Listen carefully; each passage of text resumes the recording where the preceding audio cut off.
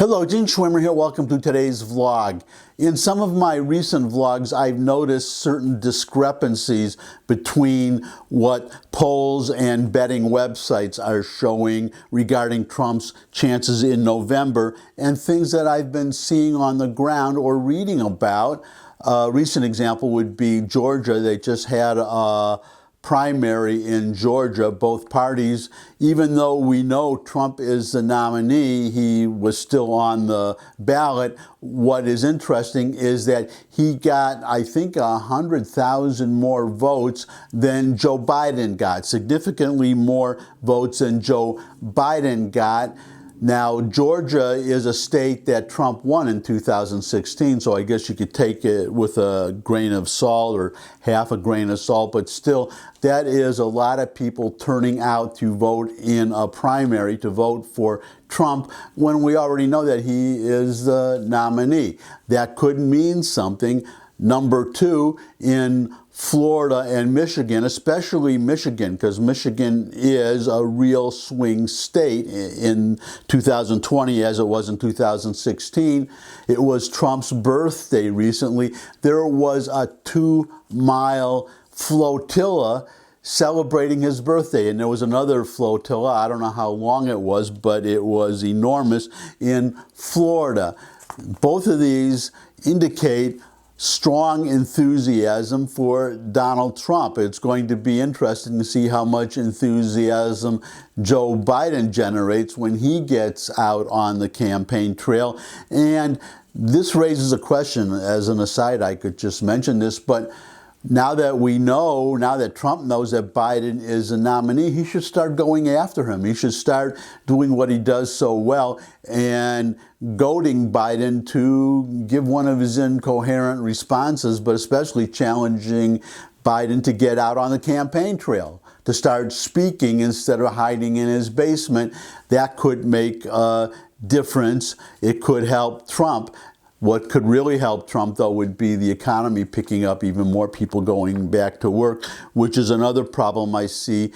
This aid, this government aid to people who have lost their jobs. A lot of these people are making more money for not working than they were getting for working. That is obviously not much of an incentive to go back to work. That hurts the unemployment numbers. So I hope this will not go on that much longer. Plus, it's not fair, because other people are going out and working, and if they can work, then other people could work too if the jobs are there, but we have to not give them an incentive to just sit on their behinds and sit home. Now, one phenomenon I have mentioned a few times is that Trump seems to be increasing his support among black voters. I think, well, I would not call it a black silent majority. If you don't remember, well, a lot of you probably were born after the silent majority, but that was Nixon's winning message. Richard Nixon, when he ran in '68, well, of course, there were the '68 riots, similar to riots that we're having now, and in Chicago, where the Democratic Convention was in that year. Nixon talked about a silent majority. You hear all these people, as you do today, talking about social justice and racism and so on and so forth. You have a silent majority, the majority of people who are quiet, just get up every day, go to their jobs. A lot of these protesters don't have jobs. A lot of these protesters are probably some of those people who are getting paid more not to work than to work. Another reason to stop paying these people not to work. But getting back to Nixon, the silent majority argument helped him win, that most Americans are quiet, they just get up, go to work, they don't complain, but they are not being paid attention.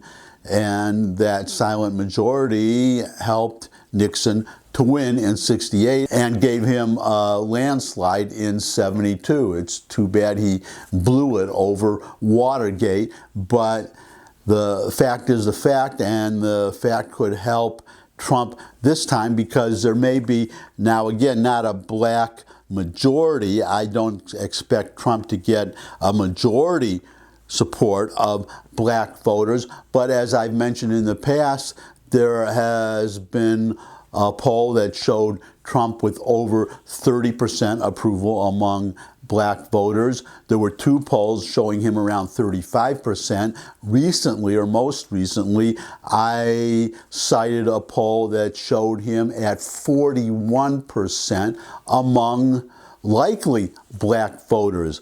Now, as I said then, if that turns out to be only half true, if only half that number supports Trump to getting out and voting for him in November, that would be really significant and he would win. I also would mention that Trump, starting Saturday, is going to be holding rallies, and the rally that he is holding on Saturday, I believe it is Tulsa, Oklahoma, there were seats available for about 20,000 people, 19,000, something like that. They got 1 million requests to attend that rally. That obviously shows a lot of enthusiasm for Donald Trump. We'll have to see how Biden does for his rallies, but also about a quarter or 20% at least of these people attending the Trump rallies are Democrats. And some of them are first-time voters. It also helps Trump, as somebody mentioned. That creates an enormous database because the Trump campaign takes all these names down and then sends them literature and keeps in touch with them. So that will help Trump, and Democrats, in fact, are a bit worried about that. But what I want to focus on now is this apparent increase in black support for Trump, and more important, a willingness to think about the Republican Party and to leave the Democratic Party. I'm going to show you a couple videos to illustrate what I mean. Here is the first one. Watch. Black lives don't matter if you vote for Democrats. Move the fuck out of my way. Black lives don't matter if you vote for Democrats. We're tired of you white liberals always doing some fuck shit. Move out of our way. You guys don't care. You guys, you can say what you want. I don't give a fuck. I said what the fuck I said. Move the fuck out of my way. My kids are in this car. I want to go home. If you care about black lives, stop fucking voting for Democrats. You care about black lives, stop fucking voting for Democrats. Come on, I'll give them you racist white liberals do this shit every fucking 4 years. We're tired of it. We're tired of it. Stop acting like you fucking care about us. You care about us, then take your ass to the abortion clinic. Tell them start killing their fucking babies. No, fuck you, you dumb bitch. You're not here for me. You're here because you're dumb as fuck. Welcome back. As I said, strong language. Don't say I didn't warn you. But mixed in with the strong language, pay attention to what this woman said. Black lives don't matter if you vote for Democrats. Black lives don't matter if you vote for Democrats. She also said, we're tired of you white liberals, so on and so forth. She is exactly right, because a lot of this Black Lives Matter stuff and these riots, they're white liberals who don't live in these neighborhoods that are being torched. They lecture, I guess it's just fair to say that a number of black people are getting fed up with this. So I wanted to show you that one. Now I have another one here. This one, it's a woman, well, it's a 9-minute video. I can't show you the whole thing now, but I linked to it. So I would invite everybody to go to the link and watch the entire video. It's in the description, the link. But here is the beginning of it. Black Lives Matter is a joke, but well, you can hear it from the lady herself. So watch the video and then come back to me again. Black Lives Matter is a joke. Yep.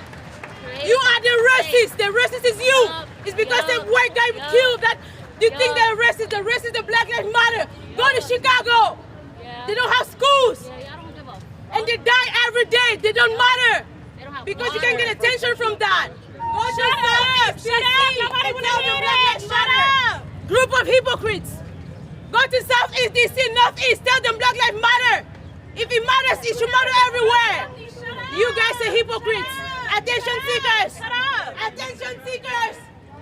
I'll leave you with that. Until next time, thumbs up if you like this video. Share with anybody you think would also like the video. Got any comments? There's a comment section below the video. Good place for questions, suggestions for future topics. I would love more people to subscribe, so if you could subscribe, that would really be great. And finally, most important, come back and see me again. I look forward to seeing all of you again. And until I do see all of you again, bye.